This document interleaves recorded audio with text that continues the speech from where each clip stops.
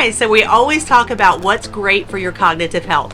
One of the best things and one of my most favorite things we do once a month is our Gal Pal Book Club with my favorite folks here.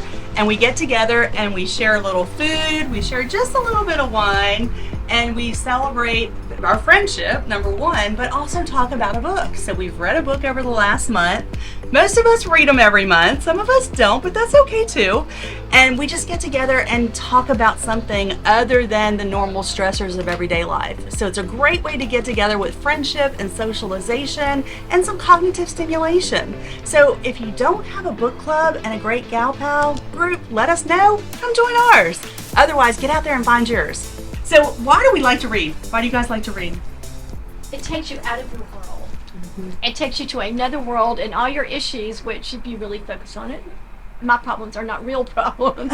My problems are thing problems, and but it does. It just transports you to a different world where you can focus on something else besides what you've got going on. Yes, I completely agree. It's better than being on social media or watching TV all the time. So who has taken the cognitive test? I can just talk about that for a minute. Yep. Mm-hmm. How did you feel after you took it? Oh, I felt frazzled, like, oh, I did so bad. You did? Yeah. How did you feel? I felt it was challenging. I mean, it was like you know, it wasn't that bad, but it's like I did it, like you said, in a quiet environment after I got off work, but I think I would have done better taking it first thing in the morning when you're fresh, because I had worked at a computer all day long, and then I took it after that. Yep. But you know, I wanted to take it because like I told you, I've had some moments where I've just been at work and I've used this same part number every day 5 or 6 times a day, and then I just totally lost it and could not remember that number. Mm-hmm. So yeah, it just makes you think about, golly, this is really weird. And how'd you feel after you got the results? Oh, I felt really good. I felt good. So it gave you some peace of mind? It did. Good. Excellent. It did. That's what we want, is we really want you guys to just know what your baselines are, and that way we can retest every year, and then, or if something is bothering you, I don't want you worrying about it. Give that to me. Let's take the test, let's see where you are, and if there's something we need to work on, we can. That's the cool thing I don't think people really know. I mean, would you have ever thought that if you feel like you're having issues like that you could really work on it? So is this like a memory test or something? It's a cognitive test where it looks at 12 executive function areas that you use every day, from problem solving to deductive reasoning to short-term memory. Oh, and numbers. Love that. So yeah, so I didn't good I'm at an engineer. I would love. But the numbers yeah. sequence, isn't that interesting? Yeah. I couldn't keep up with that, but everything else I did good on. Now, I had trouble with the shapes that you had to fit together. My brain just could not understand how you would put the shapes together. I just couldn't think in that category of the whole test. But everything else was, I scored fine. But I thought, oh my goodness, I'm going to fail this test just based on this one part of it. Yeah. But so is the test the same for women and men? It is. So it norms it based on your age and your sex. Okay, I got you. So the test is the same, but how you're scored is against your own group and your own sex. Your own age group. Yeah. So it's really, and that's what everybody feels the same way. Everyone feels such apprehension to take it, number one, because they're afraid because nobody looks at what's happening in your brain unless there's a major issue, and then they automatically take the huge leap that something's bad that you can't fix. But subtle changes happen, and so we can jump on those early and work on those early and get you back to where you need to be. But when you take the test, everyone has apprehension about getting the results.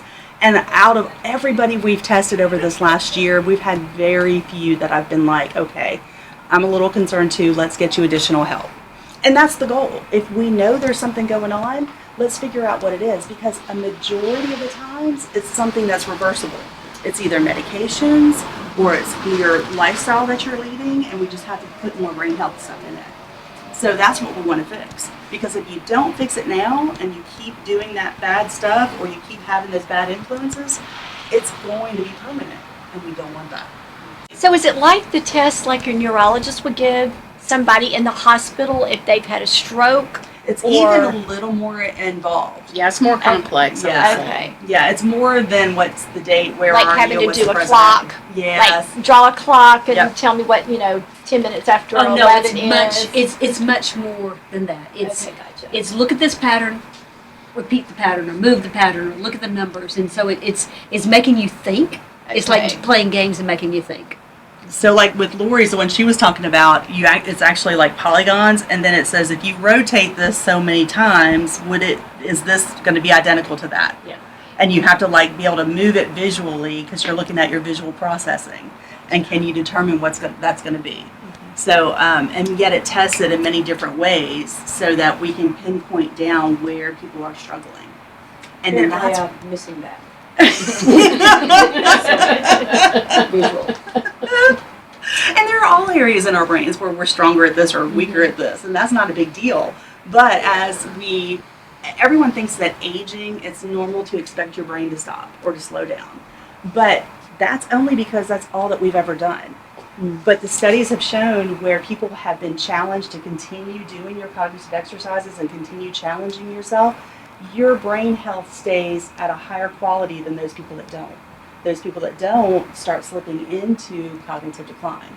And that's where we can stop it. That's where we can either get you cleaned out as far as your medications or your brain health approaches and exercise your brain so we keep you strong longer and Absolutely. you do it at home. All right.